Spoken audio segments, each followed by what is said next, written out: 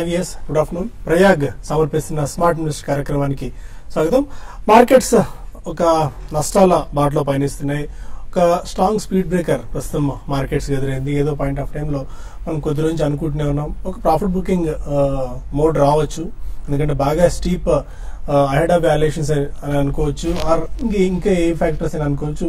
బాగా పెరిగింది కాబట్టి ఏదో పాయింట్ ఆఫ్ టైంలో ప్రాఫిట్ బుకింగ్ రావాలని చెప్పి అనుకుంటూ వస్తున్నాం. మొన్న ట్రంప్ నేపథ్యంలో ఒక రీజన్ అట్రిబ్యూట్ చేసి మార్కెట్స్ నష్టాల బాటలోకి పయనించాయి. అక్కడి నుంచి కూడా వీక్నెస్ ప్రస్తుతం మార్కెట్స్ లో కనిపిస్తుంది. As of now 90 points down తో సెన్సెక్స్ అండ్ 16 పాయింట్స్ డౌన్ తో నిఫ్టీ కనిపిస్తున్నాయి. బట్ లోయర్ లెవెల్స్ నుంచి మార్కెట్స్ లో రికవరీ మనకు బాగా కనిపించింది. ఒక దశలో ఇంట్రాడేలో మనకి నిఫ్టీ 9374 పాయింట్ల కనిష్ట స్థాయి వరకు దిగి వచ్చింది. మళ్ళీ రికవరీ మనకు ప్రస్తుతం కనిపిస్తుంది. ఆల్మోస్ట్ 40 పాయింట్స్ దాకా రికవరీ మనం చూస్తున్నాం లోయర్ లెవెల్స్ నుంచి. అండ్ ఎస్పెషల్లీ ఇవాళ ఐటీ కాస్త పర్వాలేదు అన్నట్టుగా, అంటే మిగిలిన అన్ని రంగాల షేర్స్ లో కూడా అమ్మకాల ఒత్తిడి బాగా ఎక్కువగా ఉంది. అన్నిటికంటే ముఖ్యంగా మిడ్ అండ్ స్మాల్ క్యాప్స్ లో హ్యూజ్ సెల్లింగ్ ప్రెషర్ మనకు కనిపించింది. నిన్న కూడా మనం చూసాం ఇండెక్స్ ఫ్లాట్ గా కనిపించినప్పటికీ పాజిటివ్ లో ఉన్న, but mid and small caps లో మాత్రం చాలా హెవీ సెల్లింగ్ ప్రెషర్ కనిపించింది. ఈ రోజు కూడా అదే ప్రెషర్ కంటిన్యూ అవుతుంది. మనకి వరుసగా మనకి మధ్యకాలంలో ఒక్కసారి చిన్న డేటా చూస్తే వరుసగా 5 సెషన్స్ గా మిడ్ క్యాప్ ఇండెక్స్ పతనం అవుతూనే ఉంది. ఈ 5 సెషన్స్ లో మిడ్ క్యాప్ ఇండెక్స్ 5.8% దాకా క్రాక్ అయింది. And small cap index almost 7.3% దాకా క్రాక్ అయింది. మిడ్ క్యాప్ ఇండెక్స్ లో ఉన్న స్టాక్స్ లో బ్యాంక్ ఆఫ్ ఇండియా 20% వీక్ అయింది. భారత్ ఫైనాన్షియల్ ఇంక్లూజన్ కూడా 15% దాకా నష్టపోయింది. IDBI bank, Punjab national bank లాంటి స్టాక్స్ లో కూడా 14% దాకా సెల్లింగ్ రావడం మనం ఈ 5 సెషన్స్ లో చూస్తున్నాం. ఇక స్మాల్ క్యాప్ స్టాక్స్ లోనేమో వీగార్డ్ 16% క్రాక్ అయింది. అండ్ అలహాబాద్ బ్యాంక్ లాంటి స్టాక్స్ లో కూడా మనకి 15-16% దాకా వీక్నెస్ రావడం మనం అబ్జర్వ్ చేస్తున్నాం. ఒక మిడ్ అండ్ స్మాల్ క్యాప్స్ లో ఈ వీక్నెస్ ఇంకా ఇలాగే కంటిన్యూ అయ్యే అవకాశం కనిపిస్తుంది. Head of their valuations fundamentals కి మించి ఈ స్టాక్స్ లో బయింగ్ కనిపించింది. దానివల్ల ఈ స్టాక్స్ అన్నింటిలో కూడా ప్రాఫిట్ బుకింగ్ కనిపిస్తుంది. అయితే ఈ ప్రాఫిట్ బుకింగ్ ఇంకా ఎంతకాలం పాటు కొనసాగే అవకాశం ఉంది, ఎందుకంటే ఇదేమైనా ఇండెక్స్ మీద ప్రభావం చూపించవచ్చా అని కూడా మనం ఒక కీ ఇది వాచ్ చేయాల్సిన అవసరం మనకు కనిపిస్తుంది. ప్రస్తుతం ఇండెక్స్ పాయింట్ ఆఫ్ వ్యూలో చూస్తే మనకు పెద్దగా మూమెంట్ ఎదర్ సైడ్ కనిపించట్లేదు. బట్ 9000 లెవెల్స్ 9360 ఇవాళ, ఎందుకంటే 9370 దాకా 374 దాకా వెళ్ళడం చూసాం. 9360 అండ్ 9340 స్ట్రాంగ్ సపోర్ట్ లెవెల్స్ కనిపిస్తున్నాయి. ఆ లెవెల్స్ పైన ప్రస్తుతం మార్కెట్ ఉన్నంతకాలం ఇమీడియట్ గా మనకేమి ప్రమాదం అయితే ఏం లేదు అనేది టెక్నికల్ అండ్ ఫండమెంటల్ ఎక్స్పర్ట్స్ సూచన. అండ్ ఈ వీక్ చూస్తే ఈ వీక్ లో నిఫ్టీ ఆల్మోస్ట్ 1.06% దాకా క్రాక్ అయింది. మిడ్ క్యాప్ ఇండెక్స్ 5.3% దాకా క్రాక్ అయింది. Nifty small cap index 6.76%, bank Nifty 1.25%, ఒక ఐటీ మాత్రమే 0.54% గెయిన్స్ తో ఈ వీక్ లో మనం రావడం చూస్తున్నాం. నిఫ్టీ ఫార్మా ఇండెక్స్ కూడా ఆల్మోస్ట్ 5.5 నుంచి 6% దాకా క్రాక్ అయింది.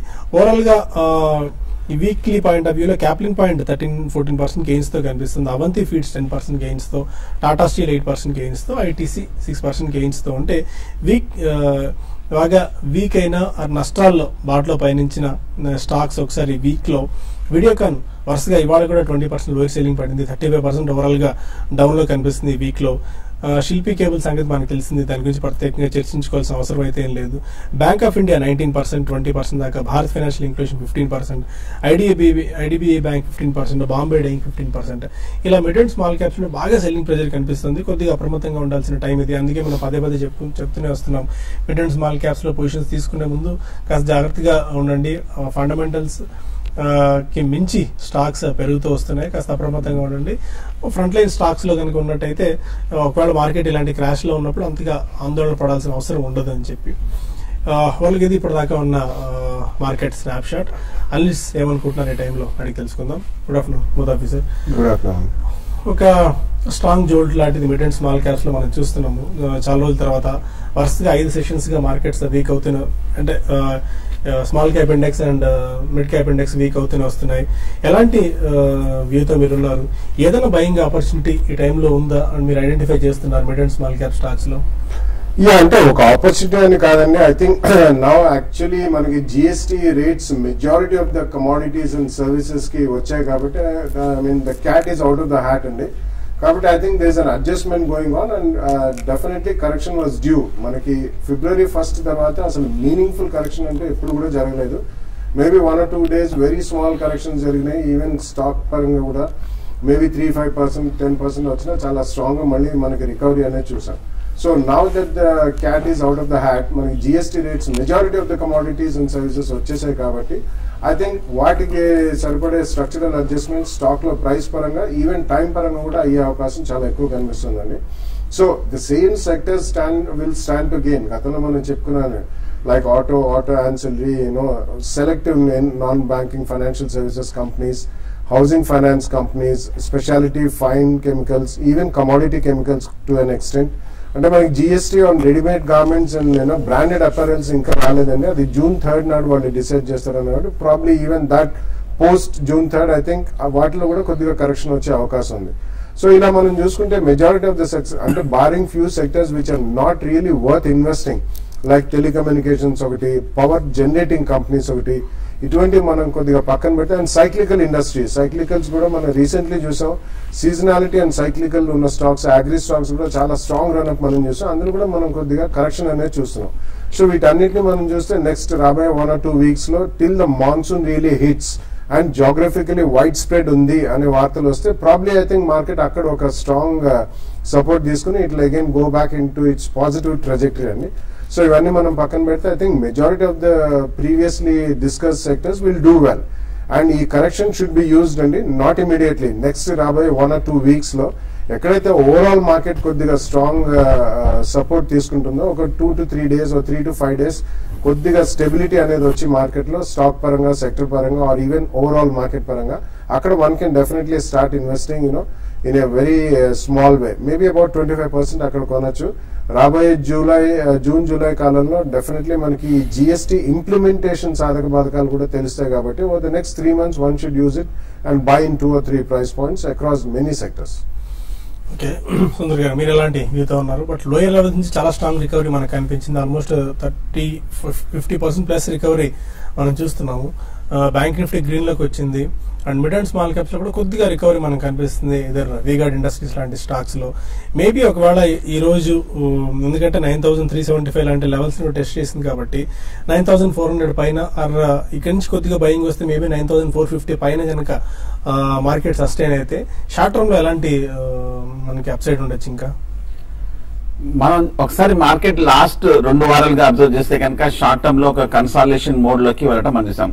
9300 దగ్గర నుంచి 9500 వరకు వెళ్లి మళ్ళీ ఈ వారం రోజుల్లో ఒక 150 పాయింట్ల వరకు కరెక్షన్ రావడం మనం చూసాము. ఒక సైడ్ వేస్ ట్రెండ్ లో ఉండడం మనం చూస్తున్నాము.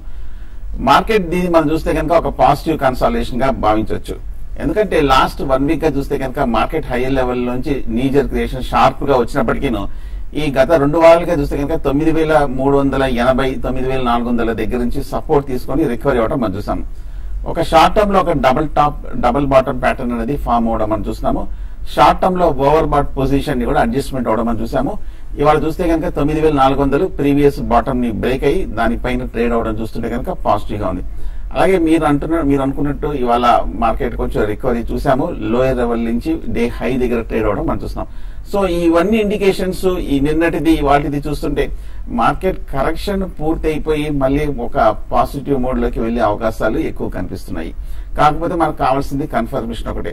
మార్కెట్ క్లోజింగ్ సమయానికి ఏమాత్రం కనుక ఇవాళ 9420 పైన క్లోజ్ అవటమో, అలాగే రేపు కూడా ఓపెనింగ్ లో కనుక మార్కెట్ కాస్త ఈ లెవెల్లో నిలబడిందంటే షార్ట్ టర్మ్ అప్ ట్రెండ్ అవుతుంది. ఈ 9400 బాటమ్ అయ్యే అవకాశాలు కనిపిస్తోంది. 9400 దగ్గర లాంగ్ పొజిషన్స్ షార్ట్ టర్మ్ లో అటెంప్ట్ చేయొచ్చు. ఎంబడే 9380 అంటే 30 పాయింట్స్ కింద స్టాప్ లాస్ అనేది పెట్టుకోవచ్చు. అలాగే బ్యాంక్ నిఫ్టీ కూడా మనం చూస్తున్నాం 22,650 ఆ లెవెల్ నుంచి రికవర్ అయ్యి 22,700 వరకు వెళ్ళటం చూస్తున్నాం. ఏ మాత్రం కనుక బ్యాంక్ నిఫ్టీ కూడా 22,700 పై కనుక రీబౌండ్ అయిందంటే ఇవాళ కానీ రేపు కానీ బ్యాంక్ స్టాక్స్ లో కూడా ఒక ర్యాలీ వచ్చే అవకాశాలు కనిపిస్తుంది. ఓవరాల్ గా లాస్ట్ 2 weeks కన్సాలిడేషన్ చూస్తే కనుక మార్కెట్ మద్దతు పైన నిలబడుతుంది. టెక్నికల్ గా అప్ సిగ్నల్ కూడా ఎలాగంటే ఒక అప్ ట్రెండ్ లో రియాక్షన్స్ లోకి మార్కెట్ సపోర్ట్ పై కనుక ఒక 2-3 సెషన్స్ బౌన్స్ బ్యాక్ అయిందంటే ట్రెండ్ ఫర్దర్ గా అప్ ట్రెండ్ కంటిన్యూ అయ్యే అవకాశాలను కూడా చెప్తోంది. సో కాబట్టి ఓవరాల్ గా చూస్తుంటే ఈ లెవెల్లో పాజిటివ్ ఇండికేషన్స్ కనిపిస్తున్నాయి. ఓకే, అండ్ మరిన్ని కాల్స్ అండ్ మెయిల్స్ తీసుకునే ముందు ప్రయాగ్ సమర్పిస్తున్న స్మార్ట్ ఇన్వెస్టర్ చిన్న బ్రేక్ తీసుకుందాం.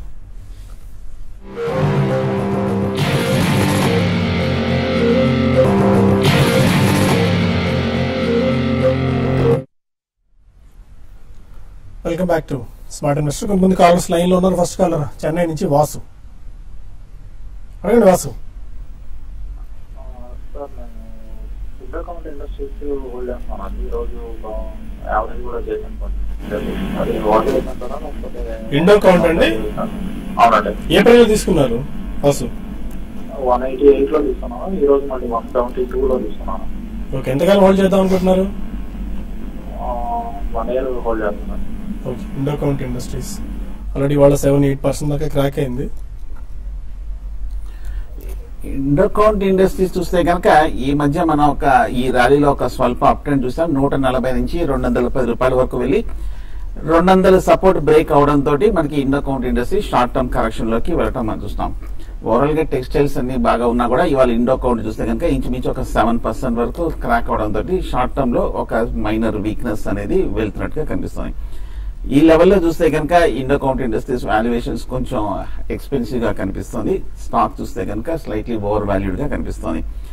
రిజల్ట్స్ చూస్తే కనుక మొన్న వచ్చిన రిజల్ట్స్ లాస్ట్ క్వార్టర్స్ కూడా ఓవరాల్ గా కూడా బాగా పాజిటివ్ కనిపిస్తుంది. కాకపోతే Q4 మటుకు స్లైట్ గా అండర్ పెర్ఫార్మ్ చేయడంతో ఈ స్టాక్ లో కరెక్షన్ వచ్చినట్టుగా కనిపిస్తుంది.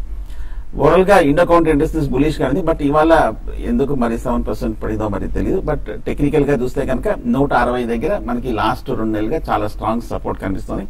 సో ఫండమెంటల్ గాను టెక్నికల్ గాను పాజిటివ్ గానే ఉంది. సో 160 దగ్గర నుంచి రికవరీ వచ్చే అవకాశాలు కనిపిస్తుంది ఇండోకౌంట్ ఇండస్ట్రీస్. ఓకే, కడప నుంచి సతీష్ మరొకరు. సతీష్ నమస్కారం అండి, చెప్పండి. Sir Titagarh wagons Kalyani steels ఈ రేట్ బై చేస్తారు సార్ 1 year కోసం. Titagarh wagons and Kalyani steels ఈ రేట్లో అంటే కొద్దిగా వెయిట్ చేయండి. ఓవరాల్ మార్కెట్ కొంచెం ఇంకా కరెక్షన్ మోడ్ లోకి వెళ్ళొచ్చు. But the stock selection is not bad అండి. It's okay. I mean Titagarh wagons ఒకటి and Kalyani steel specialize steel చేస్తారండి. భారత్ ఫోర్జ్ కి సంబంధించిన కంపెనీ ఇది. సో రెండు కూడా రీజనబుల్లీ ఓకే స్టాక్స్. బట్ కొద్దిగా maybe week or 1 or 2 weeks చూసి ఓవరాల్ మార్కెట్ కాస్త స్టేబుల్ గా ఉన్నప్పుడు you can buy the first price point అండి. దాని తర్వాత రాబోయే కాలంలో maybe in the next 4 to 6 weeks second and third price పాయింట్లు కూడా కొనండి. ఎందుకంటే మొత్తం ఇది కంప్లీట్ రిజల్ట్ సీజన్ అయిన తర్వాత GST roll out and monsoon hit అయ్యేసరికి మార్కెట్ లో ఒక స్టెబిలిటీ వచ్చినప్పుడు సెకండ్ ప్రైస్ పాయింట్ లో కొనండి. వర్స్ట్ కేస్ సినారియోలో థర్డ్ ప్రైస్ పాయింట్ లో కూడా కొనాలి. ఇప్పుడు మోస్ట్ ఆఫ్ ది పీపుల్ ఎందుకంటే ఇప్పుడు ఇండోకౌంట్ స్టాక్ లో 6-7-8% క్రాక్ అయితే కొంతమంది యావరేజ్ చేశారు అప్పుడే. అంటే ఈ టైంలో యావరేజ్ చేసుకునేందుకు ఇదేనా రైట్ టైం? ఒకవేళ మిడ్ అండ్ స్మాల్ క్యాప్స్ లో కనుక ఎంటర్ అయ్యి ఉంటే ఆర్ బెటర్ ఈ డస్ట్ అంతా పూర్తిగా సెటిల్ డౌన్ అయ్యేంత వరకు, అంటే అన్లెస్ మనకి మాన్సూన్ డేటా పూర్తి స్థాయిలో వచ్చి వర్షాలు మొదలయ్యి ఈ క్వార్టర్ రిజల్ట్స్ అన్ని పూర్తి స్థాయిలో అయిపోయిన తర్వాత అప్పుడు and GST roll out July 1st నుంచి అందరికి బెటర్ వెయిట్ చేయొచ్చు అంటారా? లేదంటే ఏదైనా డిప్స్ వచ్చినప్పుడు ఇలాంటి opportunities for the matter capital first లాంటి స్టాక్స్, ఉజ్జీవన్ లాంటి స్టాక్స్, భారత్ ఫైనాన్షియల్ లాంటి స్టాక్స్ అన్నింటిలో కూడా చాలా డీప్ కట్స్ అండ్ క్రాక్స్ 20-25% దాకా కొన్ని స్టాక్స్ ఇప్పటికే క్రాక్ ఉన్నాయి. ఏదైనా బయింగ్ ఆపర్చునిటీ అవుతుందా ఆర్ బెటర్ ప్రస్తుతానికి దూరంగా ఉండడం మంచిది అంటారా? It depends upon the stock అండి. అంటే సెక్టర్ పరంగా కాకుండా ఒక్కొక్క స్టాక్ ఏదైనా ఫండమెంటలీ స్ట్రాంగ్ స్టాక్ మనకి ఏదైనా ఒక 10 to 15% కరెక్షన్ వచ్చినప్పుడు డెఫినెట్లీ ఫస్ట్ ప్రైస్ పాయింట్ లో సెకండ్ ప్రైస్ పాయింట్ లో కొనొచ్చు. అది వర్స్ట్ కేస్ సినారియోలో అబౌట్ 20-25% క్రాక్ అనేది ఇండివిజువల్ స్టాక్స్ లో మనం చూడొచ్చు. ఈవెన్ దో మనకి ఇండెక్స్ అబౌట్ 3 to 5% క్రాక్ అయినా కానీ అబౌట్ 10-15% కరెక్షన్ అనేది very normal. So strong cases లో 10-15% కరెక్షన్ లో సెకండ్ ప్రైస్ పాయింట్ లో తప్పకుండా కొనొచ్చు. బట్ దాని తర్వాత ఓవరాల్ మార్కెట్ ఒకవేళ వీక్ ఉంటే మాత్రం I think one should wait అండి. ఆ స్టాక్ ఎక్కువ అక్కడి నుంచి క్రాక్ కాకపోయినా కానీ ఓవరాల్ మార్కెట్ రికవర్ అయ్యేదాకా మళ్ళీ రికవరీ అనేది ఇండివిజువల్ స్టాక్స్ లో ఫాస్టర్ గా ఉండదు. కాబట్టి అక్కడ మనకి కొద్దిగా ఫ్రస్ట్రేషన్ వచ్చేస్తుంది అండ్ ఎమోషనల్లీ కొంచెం ఇంకా పెరగట్లేదు అన్న భావన రావచ్చు. కాబట్టి సెకండ్ ప్రైస్ పాయింట్ లో ఎప్పుడైనా 10-15% క్రాక్ వచ్చినప్పుడు ఫండమెంటలీ స్ట్రాంగ్ స్టాక్స్ లో మనం కొంటే third, that's why we always say worst case సినారియోలో అంటే కొద్దిగా prolong time market may not do anything. So అటువంటిప్పుడు ఈ స్టాక్స్ కూడా maybe 2-3 months or 1 quarter or 2 quarters కూడా అక్కడే లల్ యాక్టివిటీ లాగా ఉండొచ్చు. సో అటువంటిప్పుడు కొద్దిగా వెయిట్ చేసి వర్స్ట్ కేస్ సినారియోలో థర్డ్ ప్రైస్ పాయింట్ లో మాత్రం టైం అయిన తర్వాత కొంటే బెటర్. పాకాల నుంచి విద్యాసాగర్ మరొకరు.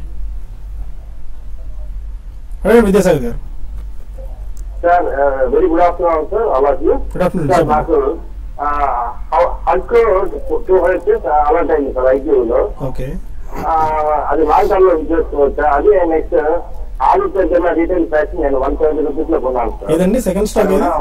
రెండు స్టాక్స్ గురించి హల్క్ and ABRL retail fashion sir. AB retail, okay, Aditya Birla retail. అటుకో చాలా మంది లిస్టింగ్ ఏజ్ 26-27%, 28 % లో లిస్టింగ్ గెయిన్స్ వస్తే ప్రీమియం మేబీ ఇంకా పెరుగుతుందేమో అని చెప్పి 77-78 ఆర్డ్ లెవెల్స్ దాకా చాలా మంది హోల్డ్ చేశారు. బట్ స్టాక్ వరుసగా మళ్ళీ కిందికి వచ్చేస్తుంది, 10-15 రూపీస్ దాకా పడింది. ఇప్పుడు అమ్ముకొని బయటపడాలన్న ఆలోచనలో ఉన్నట్టున్నారు. Is it the right strategy? I don't think so అండి. ఎందుకంటే యూజువలీ మనకి కొద్దిగా ఫ్యాన్సీ ఉన్న ఐపీఓకి ఆ ప్రీమియం రావడం అనేది యూజువలీ జరుగుతూనే ఉంటుంది. అండ్ ఇదంతా కూడా mainly it has to be dependent on the market అండి.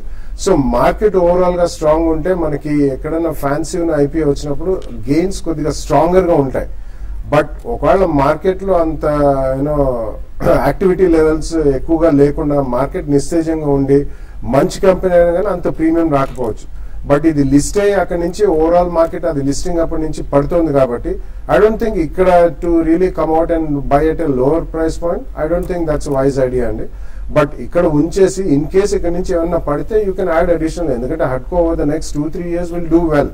So it's a developmental financial institution కాబట్టి I think even the risk is wide spread among state governments, housing finance, as well as even the builders ki itvanti annitikku infrastructure annitikku kuda istaru. So in the longer run HUDCO will do well. ఇక్కడ మాత్రం అమ్మి మళ్ళీ ఇక్కడ నుంచి కిందికి వస్తే కొనుక్కుందాం అన్న ఐడియా మాత్రం అవసరం లేదు. ఎందుకంటే మనకి ఐపీఓలో వచ్చినాయి కాబట్టి you should have that small risk appetite.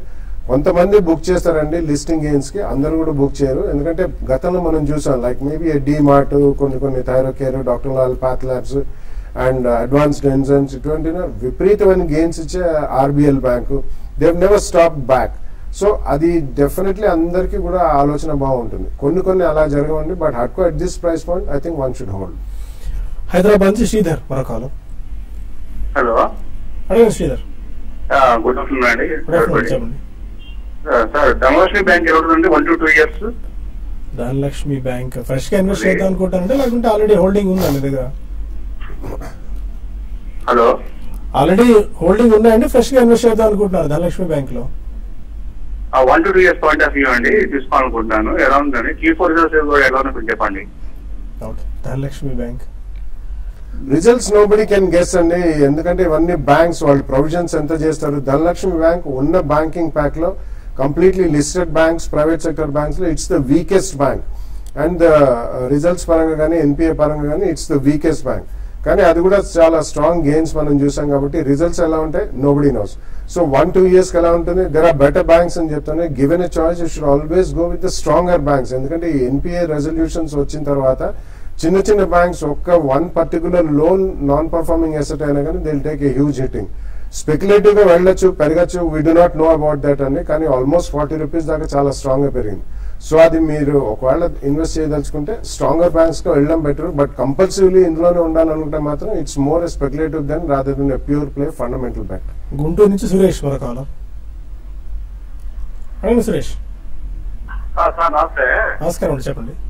నాకు ఎల్ఎన్టీ ఫైనాన్స్ 50 రూపాయల నుంచి 70 రూపాయల మధ్యలో 13,000 షేర్లు ఉన్నాయండి. ఓకే. మళ్ళీ సంఘీ ఇండస్ట్రీస్ అయినా 80లో 3,500 ఉన్నాయి. అరవిందో ఫార్మా 250 ఉన్నాయి. అశోక్ లేలాండ్ అయినా 650 ఉన్నాయండి. ఇది 2020 దాకా ఉంచి పెట్టుకోవాలనుకున్నాను. ఇంకేమన్నా బై చేయమంటారా? ఎల్ఎన్టీ ఫైనాన్స్ గురించి కొంచెం చెప్పరా? Okay, LNT financial holdings hold చేయండి. ఎందుకంటే చాలా కాలం ఒక సైడ్ వేస్ ట్రెండ్ లో ఉన్న స్టాక్ ఈ మధ్య ఈ ర్యాలీలో బాగా పెర్ఫార్మ్ చేసింది. మంచి ప్రాఫిట్స్ లో కూడా ఉన్నారు, మంచి కంపెనీ కూడా. నా ఉద్దేశం అయితే ఎల్ఎన్టీ ఫైనాన్షియల్ హోల్డింగ్స్ ఉంచండి. హైయర్ లెవెల్లో కూడా చూస్తే కనుక ఈ స్టాక్ బాగా స్థిరంగానే కనిపిస్తుంది. అలాగే సాంఘీ ఇండస్ట్రీస్ చూస్తే కనుక ఈ మధ్య 50 రూపాయల నుంచి 90 రూపాయల వరకు పెరగటం మనం చూసాము. 90 రూపాయల దగ్గర ప్రస్తుతం కొంచెం స్ట్రాంగ్ రెసిస్టెన్స్ ఉంది. గత ఏడాది బట్టి చూస్తే కనుక 90 రూపాయలు దాటలేకపోతుంది కాబట్టి ఈ లెవెల్లో ప్రస్తుతం కొంచెం ఆగినట్టు కనిపిస్తుంది. ఫండమెంటల్ చూస్తే కనుక పర్వాలేదండి, రీజనబుల్ గానే ఉంది. బట్ టెక్నికల్ గా చూస్తే కనుక 90-95 దాటాల్సి వస్తే గానీ అప్పుడే ఫర్దర్ అప్ ట్రెండ్ అనేది వస్తుంది. అలాగే అశోక్ లేలాండ్ కూడా హోల్డ్ చేయండి. కొంచెం ఈ మధ్య కాలంలో అండర్ పెర్ఫార్మ్ చేసి కొంచెం స్లైట్ గా వీక్ గా ఉన్నప్పటికీ ఈ లెవెల్లో కొంచెం స్థిరపడినట్టు కనిపిస్తుంది. కాకపోతే లాంగ్ టర్మ్ లో లాస్ట్ 2-3 years గా బాగా పెర్ఫార్మ్ చేసి ఈ మధ్య కొంచెం వీక్ డేటా తోటి కొంచెం ఈ లెవెల్లో సబ్డ్యూడ్ గా ఉంది. ప్రస్తుతం హోల్డ్ చేయండి అశోక్ లేలాండ్ కూడా. హైదరాబాద్ నుంచి రంగస్వామి రకాలు. రంగస్వామి సార్, ఇది Ujjivan finance and GSC housing finance ఈ రేట్ లో లాంగ్ టర్మ్ కోసం తీసుకోమంటారు లేదంటే లాంగ్ టర్మ్ అంటే ఎంత అండి మీ దృష్టిలో? 1.5 to 2 years. Ujjivan and GSC Housing Finance. I think GSC may be a better fit అండి. ఆల్మోస్ట్ 100 రూపీస్ కరెక్ట్ అయింది ఆల్మోస్ట్ ఫ్రమ్ ద హైయెస్ట్ నుంచి. సో ఫస్ట్ ప్రైస్ పాయింట్ లో రాబోయే 1 or 2 వీక్స్ లో చూసి కొనండి మీరు. ఎందుకంటే ఇది ఆల్మోస్ట్ 300 to 325 మధ్య నుంచి మోర్ దెన్ డబుల్ అయిందండి with in a span of almost 90 days. కాబట్టి కొద్దిగా వెయిట్ చేసి ఫస్ట్ ప్రైస్ పాయింట్ లో కొనండి. ఇక్కడ నుంచి కూడా there can be 10 to 15% correction. అలా జరిగితే సెకండ్ ప్రైస్ పాయింట్ లో కొనండి. Ujjivan is long term 1.5 to 2 years అని it's more like a tradable share అండి. ఫండమెంటల్స్ ప్రకారం పెరగాలంటే మాత్రం it take a long time. ఎందుకంటే ఆ స్పేస్ లో చాలా క్రౌడెడ్ స్పేస్ అయిపోయింది and fairly good liquid stock. And ఈ మధ్య కాలంలో అవన్నీ F&O లో కూడా వచ్చాయి కాబట్టి కొంచెం ట్రేడింగ్ యాక్టివిటీ కూడా ఎక్కువ పెరుగుతుంది. కాబట్టి ఉజ్జీవన్ లాంటిది మీరు కొనదలుచుకుంటే SIP మోడ్ లో నెక్స్ట్ 6 months to 1 year కొనుక్కొని have at least 2-3 year view. Okay, కొన్ని మెయిల్స్ చూద్దాం. ఫణీంద్ర రెడ్డి అడుగుతున్నారు, సింటెక్స్ 2 lots తీసుకున్నారట 116 లో, ప్రస్తుతం 105 దగ్గర స్టాక్ ట్రేడ్ అవుతుంది. టెక్నికల్ సజెస్ట్ చేస్తారా? ఆల్మోస్ట్ 7,000 లాట్ అనుకుంటాను సింటెక్స్. ఇది చాలా హ్యూజ్ లాసెస్ లో ఉన్నారు. 1.5 lakhs సీమ్స్. సింటెక్స్ ఈ మధ్య చూస్తే కనుక 120 రూపాయల నుంచి 110 రూపాయల వరకు పడటం మనం చూసాము. ఇవాళ ఒక 5% వరకు క్రాక్ అవడం మనం చూస్తున్నాము. కాకపోతే ఈ లెవెల్లో కొంచెం మార్కెట్ కూడా రికవరీ అవుతుంది కాబట్టి ఏమైనా కొంచెం ఈ స్టాక్ ఈ లెవెల్లో 105 దగ్గర సపోర్ట్ ఉంది కాబట్టి కొంచెం ఈ లెవెల్ నుంచి రికవరీ వచ్చే అవకాశాలు కనిపిస్తుంది. కానీ చాలా కాలం బాగా స్థిరంగా పటిష్టంగా ఉన్న స్టాక్ ఇవాళ కొంచెం క్రాక్ అవడం అనేది మనం చూస్తున్నాము. హోల్డ్ చేయండి. ఇవాళ లో ఇంచుమించు 104 దగ్గర ఉంది. ఇవాళ లో కింద క్లోజింగ్ బేసిస్ మీద స్టాప్ లాస్ పెట్టి హోల్డ్ చేయండి. ఓకే, లాస్ట్ మెయిల్ ఒకటి తీసుకుందాం. కిరణ్ అడుగుతున్నారు, సన్ఫార్మా, గ్లెన్మార్క్, లుపిన్, డాక్టర్ రెడ్డిస్ ఇవన్నీ ఆల్మోస్ట్ 250 shares ఈచ్ హోల్డ్ చేస్తున్నారు. 6 to 8 months హోల్డ్ చేద్దామని. Hold or exit? No, your portfolio is fully loaded with pharmaceuticals అండి. ఒకవేళ ఇది ఒకటే మీ పోర్ట్ఫోలియో అయితే మాత్రం. అండ్ మనం గత 1 or 2 years నుంచి చెప్తూనే ఉన్నాం, it's very risky to bet on one sector అని. నెంబర్ 1. నెంబర్ 2, ఇందులో FDA రెగ్యులేషన్స్ పరంగా రెగ్యులేటర్ పరంగా ఎప్పుడు ఎవరికి ఏ షాక్ వస్తుందో, ఏ మ్యానుఫ్యాక్చరింగ్ యూనిట్ కి 483 or ఇంపోర్ట్ అలర్ట్ వస్తుందో తెలియదు. అదే కాకుండా domestically also they are facing a lot of problems in terms of pricing pressures. Number 2, generics prescription అని రీసెంట్లీ గవర్నమెంట్ ఆఫ్ ఇండియా వాళ్ళు డైరెక్టివ్ ఇచ్చారండి. So it's completely eclipsed in all regulatory issues both domestic and international. కాబట్టి 6 to 8 months లో పెద్దగా ఏం పెరిగే దాఖలాలు కనిపించలేదంటే. బట్ ఏదైనా ట్రేడింగ్ బౌన్సెస్ వస్తే I think you should come out and invest in or diversify in other sectors also. Okay, ఆ నోట్తో ప్రస్తుతం ఈ బులెటిన్ ఇక్కడ వైండ్ అప్ చేద్దాం. TV5 న్యూస్ లో TV5 మనీలో కలుద్దాం యూట్యూబ్ వేదిక ద్వారా. అక్కడ మరిన్ని కాల్స్ అండ్ మెయిల్స్ తీసుకుందాం. Stay with us.